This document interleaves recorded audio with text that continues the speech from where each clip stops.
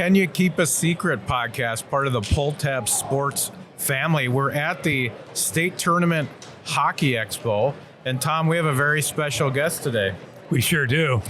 We have Danny Hendrickson, who is the boss man now at the Hendrickson Foundation, which supports special, sled, blind, military, deaf, and hard of hearing hockey in the state of Minnesota. You see me just land the plane there? That's a lot of different people you help.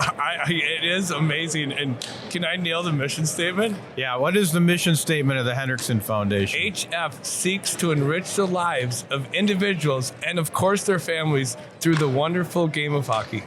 What could be better? The tagline, though, is the best, which is, I see Stu's decided to watch this. Yeah. The tagline that's the best is "Hockey Changes Lives," which Larry wrote, as I recall, at one of our meetings. He came up with that. But tell us a couple Larry stories, because I remember when your dad passed away, he started the foundation. I was at the funeral, and Andrew Burnett said, "We've lost a Mohican. It's one of the last. They don't make them like this anymore." So tell us a couple Larry stories. Well, I just start by saying his funeral, well, we call it a celebration like everybody else does these days, but it was the second largest celebration of a man other than the pastor Youngdahl, but that was a great event. And Larry was a Mohican for sure. And he liked to use weights to look cooler than Tom. Good luck.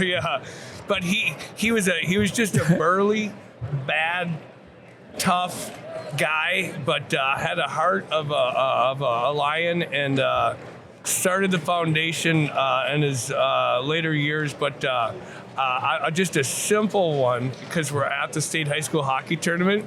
I believe he's still the only player to ever get kicked out of the state high school hockey tournament. Wait a second. True story. I got to tell the story. Well, so he is playing for Washburn, which we all love to hate Edina, of course. But back in the day, Washburn was the Cake Eaters. Okay. They were the premier city.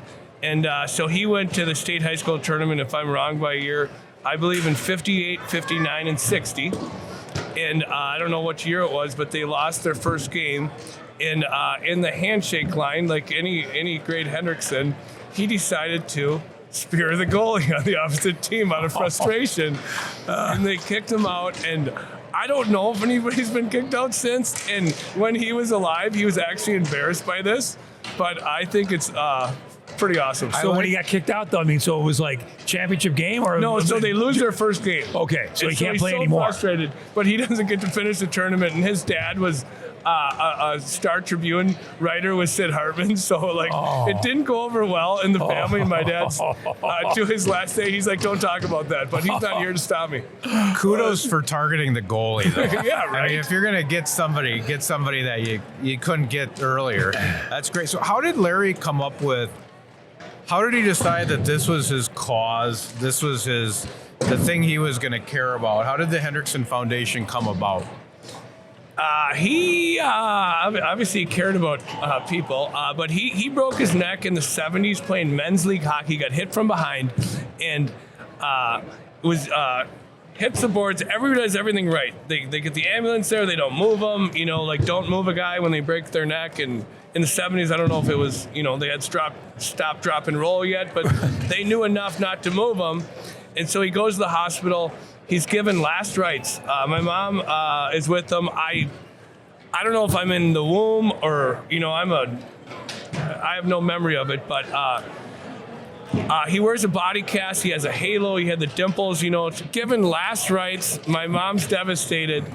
They know the doctor, and through the grace of God, he lives a day, and then he lives 9 months, and so he's in a full body cast for 9 months. I've never heard this. This is true. This is true. How old was he? He's in the 70s. When it happened. He's born in 42, so he's probably 36. Okay. Or 31. I don't know. He's still young. He's younger man. Yeah. So he's in a body cast. He can't move, and he starts thinking about his life.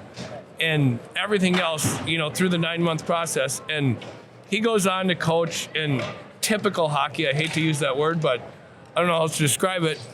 And towards his later years, he felt like he got lucky. Why him? Why did he not have to use a chair? Why did he survive? And so he started the foundation to give back. And I'm just going to go one step further. Mike McMillan, who obviously founded it with Larry, who you know extremely well, he brought him to a sled hockey practice or game, and he made my dad go. And my dad's like, no, I coach typical elite hockey players. And my dad walked in the locker room after he saw it, and he goes, what do you guys do after the games? And they're like, drink beer. And he's like, this is the same thing as every hockey player.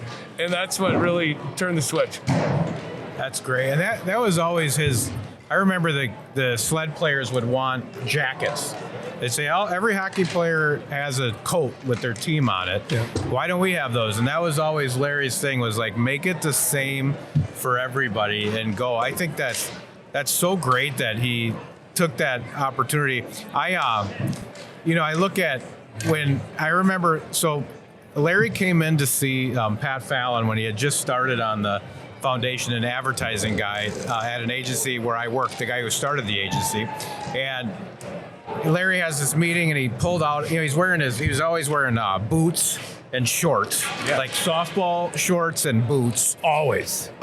He had good legs. Good legs. Yeah. Kind of like a Tony Atlas, if you remember that era of like. So he comes in and he's laying these pamphlets out on the ground. They're all, some are color, some are black and white, pulling them out of like a bag, and he sits down. Pat Fallon, right, advertising icon. He goes, what do you think? And Pat's looking at all this stuff and he goes, I think I won't give you any money because it looks like you're going to be out of business in a year. And then he says to me, hey, help Larry. And then we kind of got going. But man, it was fun to work with him for so many years, and it's done such great. Tell us a little bit about the festival that you have coming up. So this year it will be our 7th year of the Hendrickson Foundation Hockey Festival, which actually I want to go back to when I ran over to Fallon. And I said to you, I'm like, hey, I'm going to throw a hockey tournament for people with disabilities, and you're obviously part of our board. And 2 words, smoke machine. Yeah, smoke machine, light show, like make them feel like they're on the Gophers or the Minnesota Wild.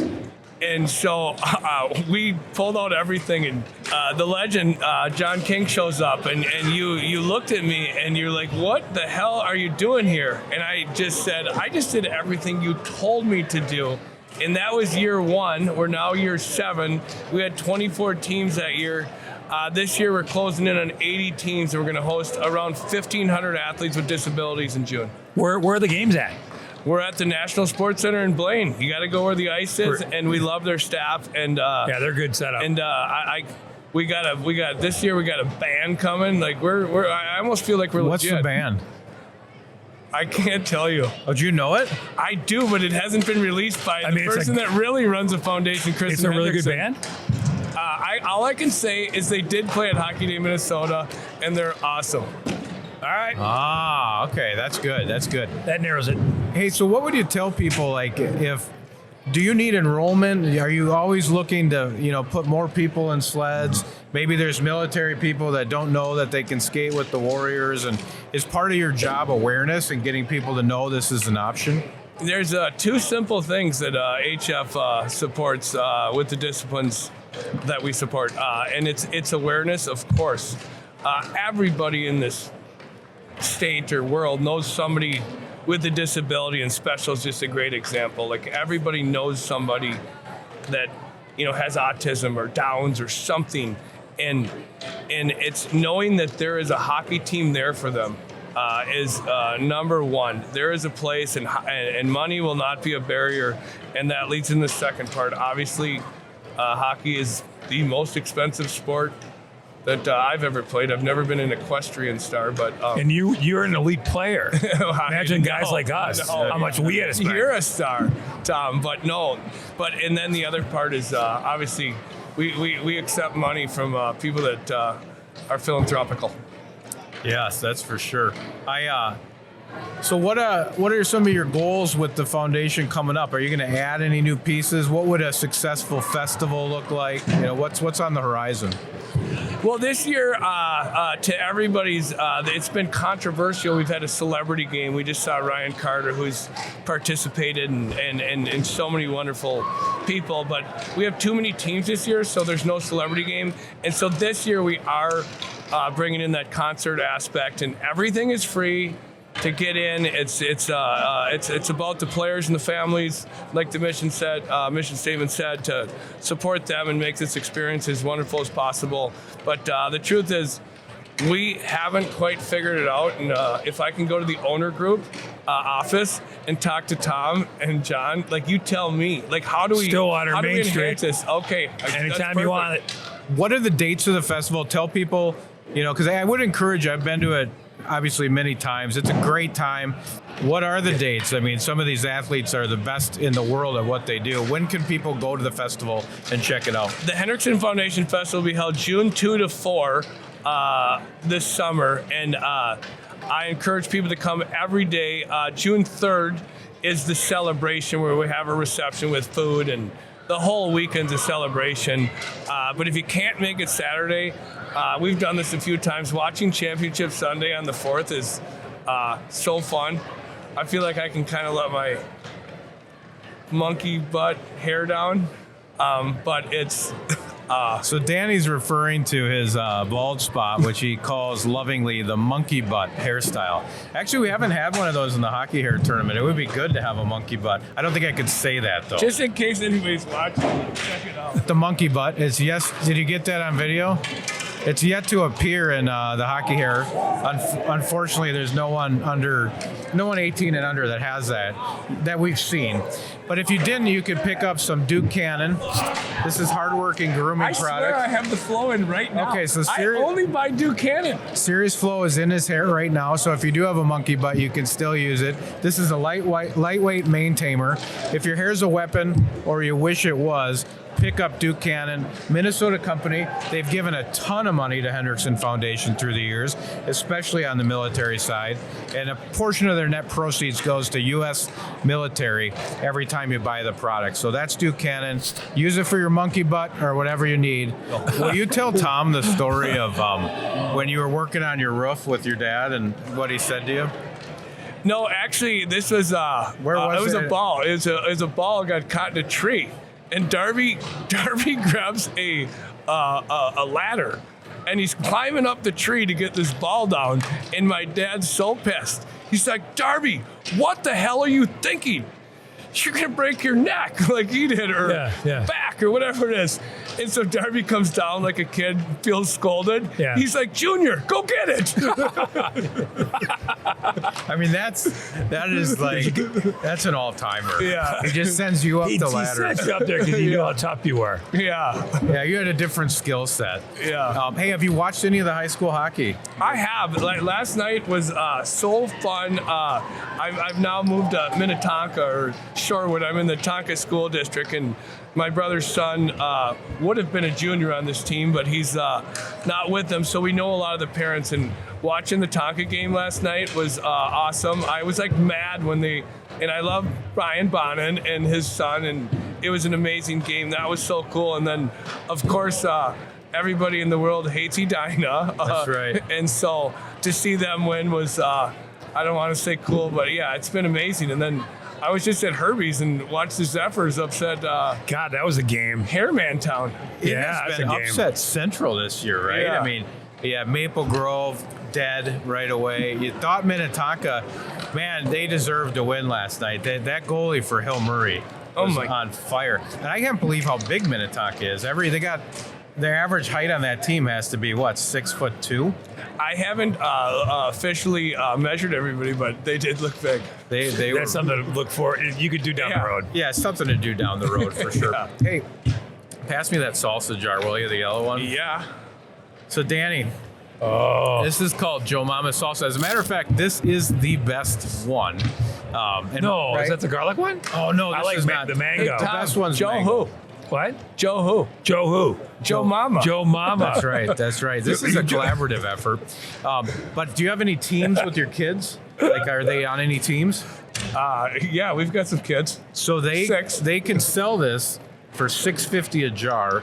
You keep $3 for your team. Okay. You keep almost 50%. Shelf stable, 5 flavors: smoking hot, baby mama, original, roasted garlic, and the famous mango pineapple habanero. There's not a flavor called smoking hot baby mama, is it? It's smoking hot mama and then baby mama. Okay. 2 separate flavors. Okay, cool. They should make a smoking hot baby mama. What would that taste like? Do we know? That might be the best ad read we've ever done for Joe Mama. But check them out if you want to learn more about how to spice up your fundraising. joemamas.com/fundraising. Hey, so let's talk about let's talk hockey here for a minute, because Okay. I'm pretty excited. Each year, one of the things that when we started doing the hockey here 10, 11 years ago, whatever it was, we tied on with you pretty early as a charitable partner. And we were looking at the numbers this week, and we have a chance this year to go over $200,000 in cash and some equipment from Warrior and some other brands. Let's not throughout forget the year. about the $15,000 in food Jimmy John's gave That's us, right. too. Jimmy John's did give. It's not only equipment, it's That's also right. food. That was a lot of sandwiches. That saved us $15,000. That's right. We had all Jimmy John's one year. So we've had kind of weird relationships, but I do think if you're listening to this podcast or you're watching the state tournament last week, consider hopping on the Hendrickson Foundation website. Give them $1. Give them $5. Give them $3.32. What was your number? 29. Give them $29. That would be amazing if somebody gave 29. I think they 29.29. Yeah. What was Darby's number? 14 was, we know, at the Minnesota Wild, but his high school number, which What was it? number 7, because of Like Neil Broughton? of course, who doesn't love Neil? Neil's so cool. Great supporter of HF too. So yeah, if you want to get involved, the thing I like about the Hendrickson Foundation is it's a lot of these charities, they become like giant corporations, and it's like you're trying to get past the layers to figure out where the money goes. And I know with you guys, if you give money, it's paying for a bus, it's paying for somebody's jersey, it's paying for a hotel room. I've always liked that you've kept your feet on the ground. It's a big charity, don't get me wrong, but it seems like you don't have a lot of the BS. Is that by design, or was that a Larry thing, or what? Well, it was started by a humble hockey luminary, as you know, in his bar in his basement. The office headquarters is still in Richfield. We don't have an office. We don't have the overhead of a lot of other wonderful, foundations, but we run it as lean as humanly possible, and every buck you give, it's going to the players with disabilities that we support. It's a neat thing to be a part of, and that's all really for cool. the right reasons. I mean, that's kind of rare too. Right. I mean, all these charities are great. Yeah. But to hear the way you guys run it, where if someone throws in $30, it's going to somebody who needs it. It absolutely does.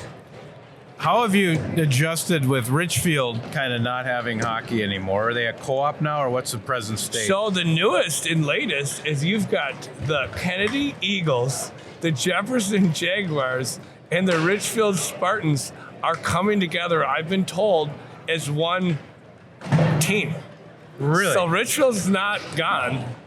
This is like Guardians of the Galaxy. So what are they going to call them? Like a Metro I don't Eagles? know. That's a pull tab sports question. I think yeah. What do you- those it's like call it jambalaya or casserole yeah. or Or it'll probably end up being the Jaguars.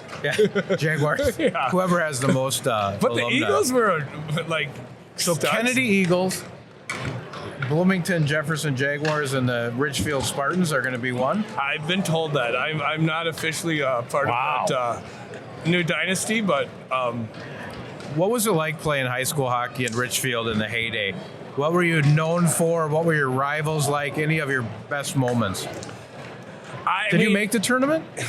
The last grade 8 in 1991? So One tier, single tier. One tier, last one. Darby was Mr. Hockey that year. we had a great line mate, Brandon Steege, who ended up being a Gopher as well. But Richfield was fun. Of course, everybody, even then, hated Edina. But back then, There's been a common theme here, John. well, it's Minnesota statewide, right? Yeah. I agree. Everyone should hate Edina. Right. Even with people from Wisconsin. Wisconsin hates Edina. Can I tell you? I'm going to tell you something. Okay, so here's the one time it's great to be from Edina is this week.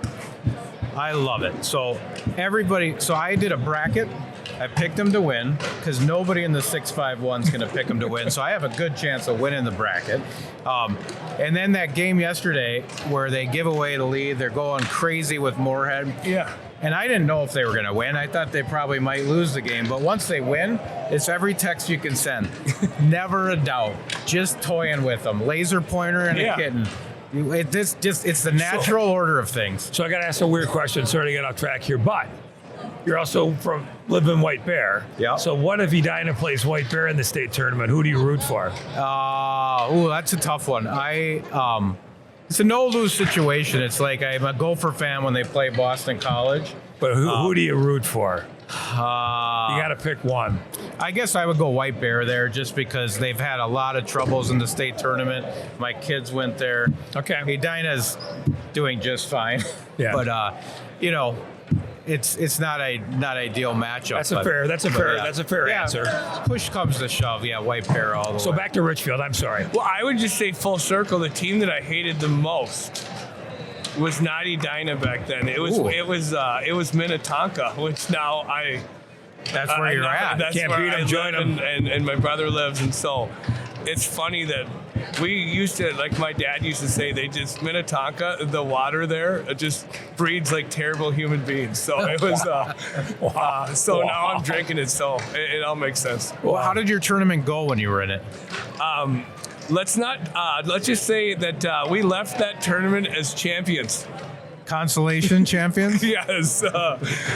So who beat you? Like, walk us through the run. East, like the Lockers and Spihar? No, he's like 96. Okay. 5'6". So you got first game you lose? Yeah. Tough. I will never forget Darby Saucered went over to me, back door, like it's a tap in. It's a gimme in golf. And it bounced. And it was like first shift, second shift, like right away, it's 0-0, and I missed. And he like came to the bench. He's like, "Are you kidding me?" And I'm like, "It bounced," and we still talk about it to this day. What would your dad say after a game like that? Go get that ball out of the tree.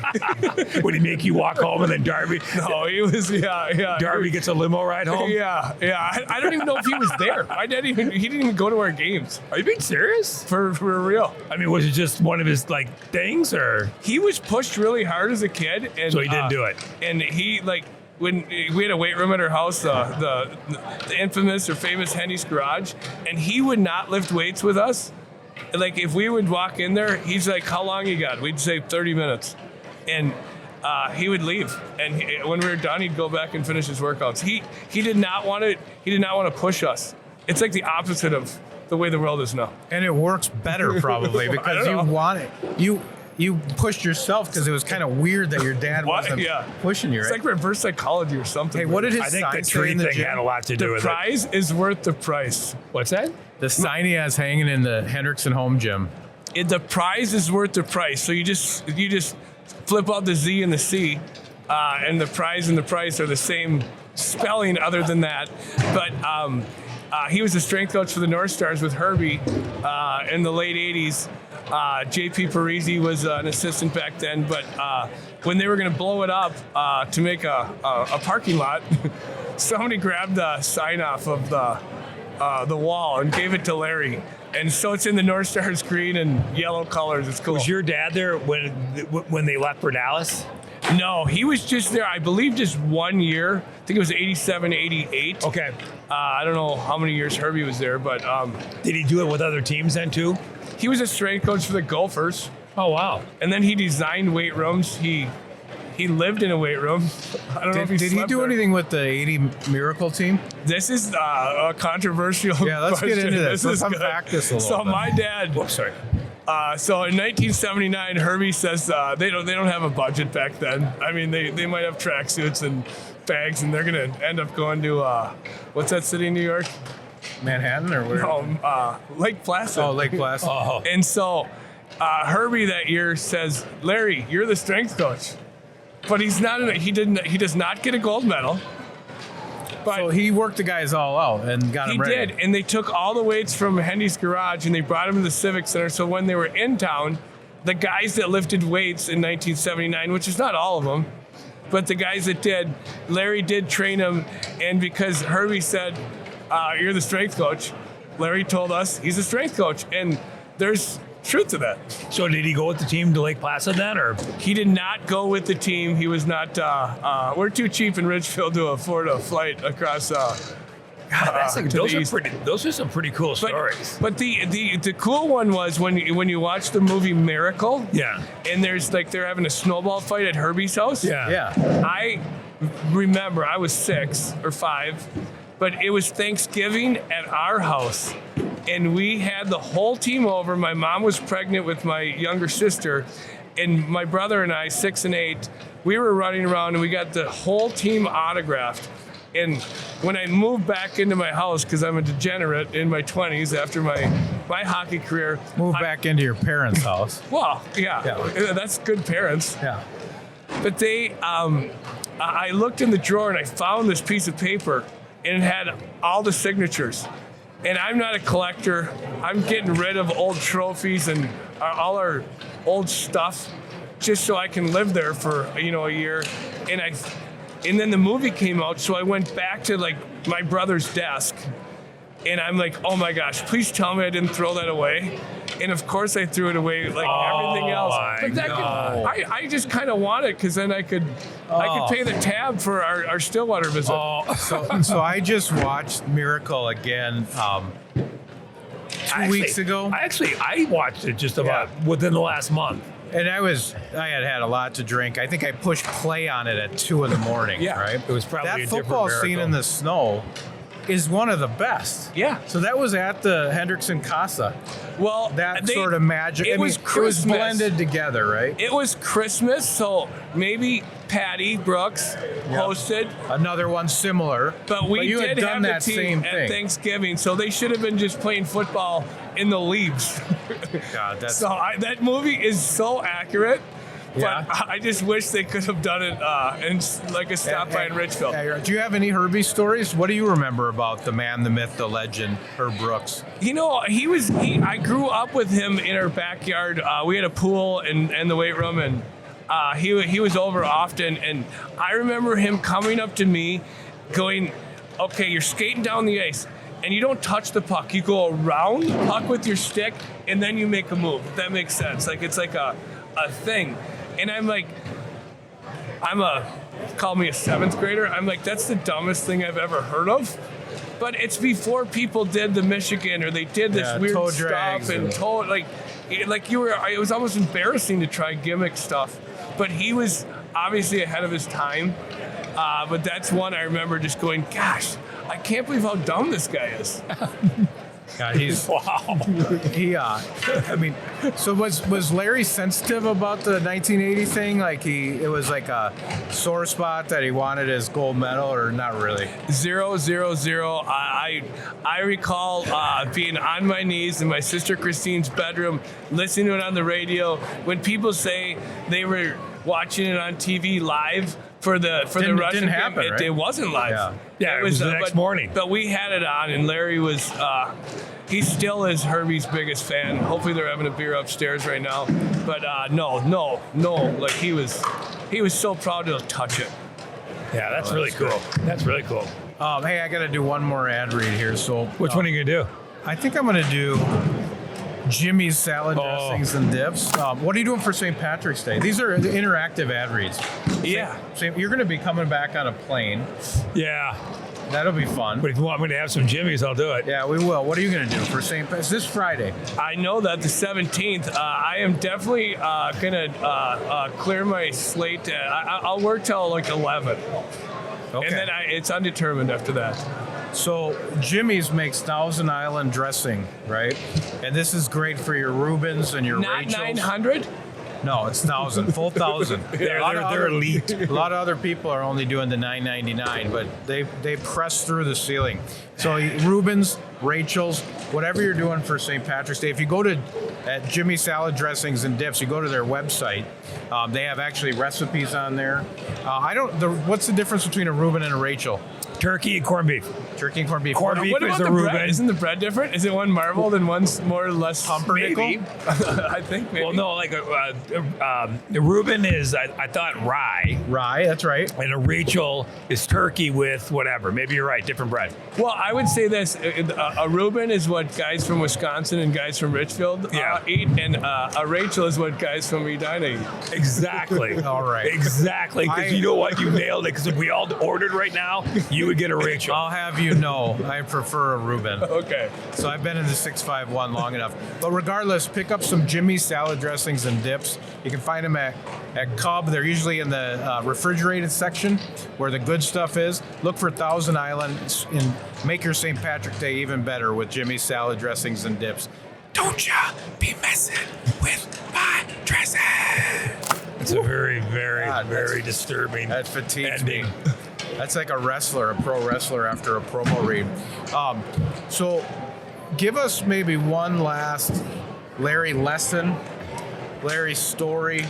You know, the voice you hear in your head, he was obviously a great dad, a great man. He actually won the game. He won the state championship with Apple Valley, the 6 overtime game. 5 overtime. He was coaching? 6 overtime He was was the the girls. head coach of Apple Valley. He won state. Oh, at wow. the state tournament. So he must be the only guy to be kicked out and win state. Yeah. Well, he's the only guy, to get That's kicked a out. Gordie Howe hat trick, I think. Yeah. Wow, you need to do something. You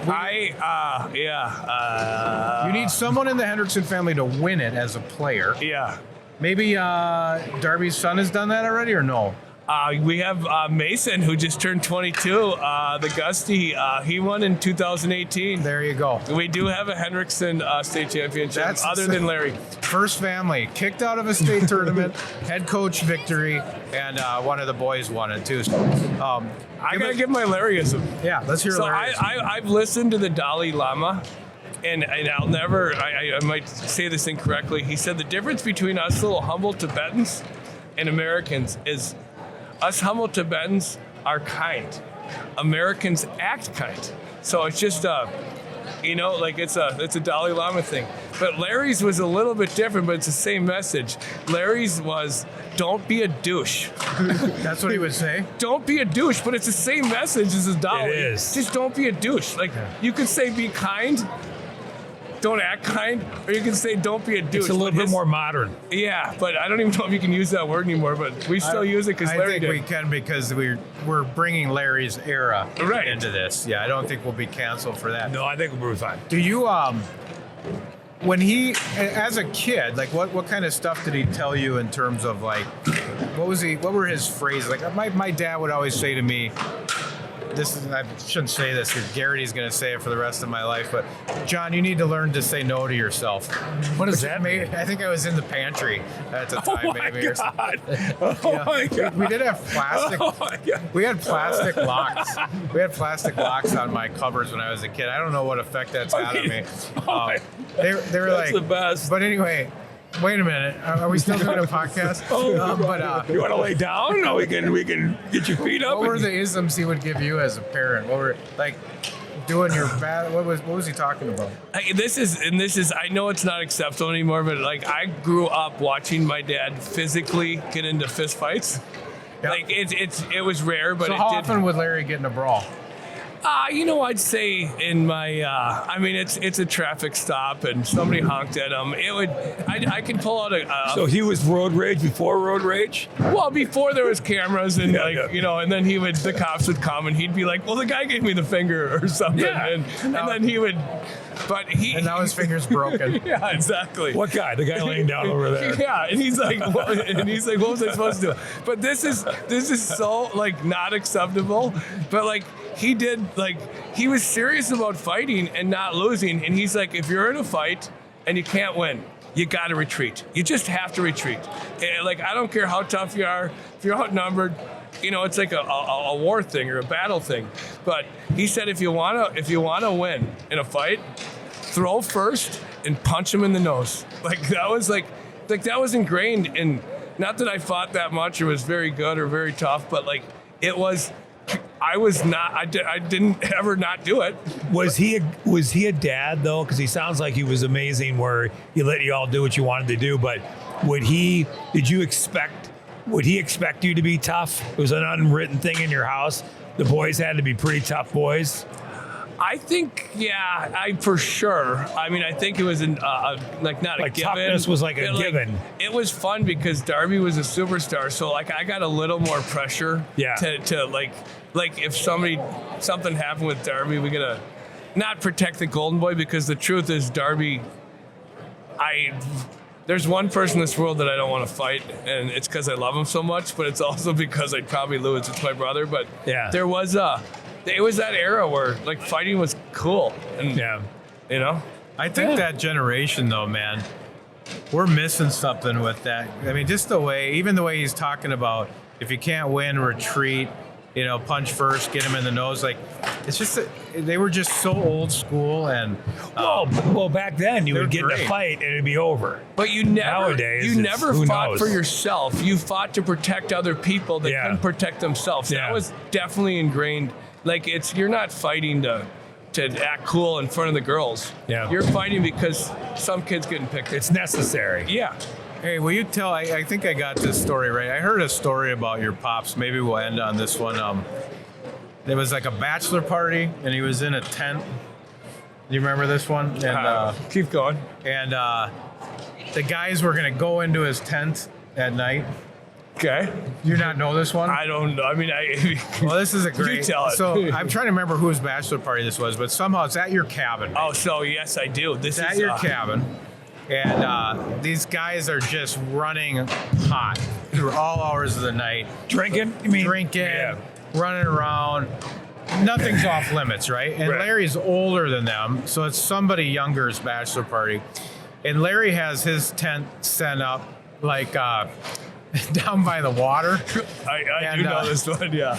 And he hears them saying, because they're all drunk, and you can hear sound at night in the cabin. They're like, hey, let's go move Larry's tent or go into Larry's tent while he's sleeping. Right. I was part of this, yeah. And as I understand it, they just see him walk out of his tent and he's just in his tighty whities and he has either a gun or a knife.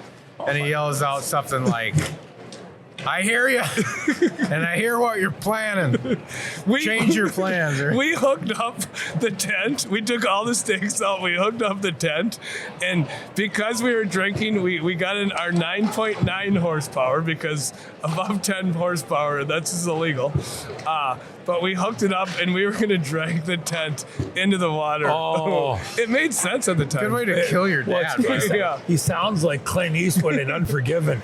Oh my God! I just where he walks out and starts telling everybody, "I'll kill you. I'll kill everybody here. I'll kill your family." In the underwear too. Well, hey, Danny, pleasure that you came out here. Anybody listening, watched the tourney last week, what have you? Think about helping the Hendrickson Foundation. Go to the Hendrickson Foundation website. Their Venmo was in the hockey hair video if you watch that.